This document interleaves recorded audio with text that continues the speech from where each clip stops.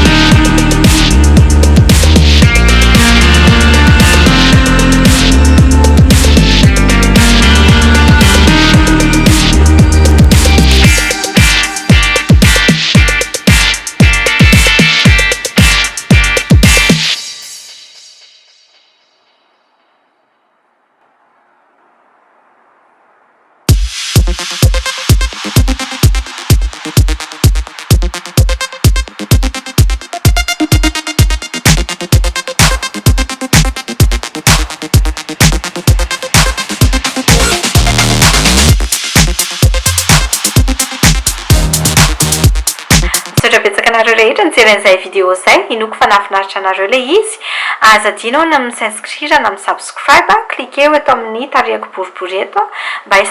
s'abonner amin'ny chaîne-ako nareo subscribe na s'inscrire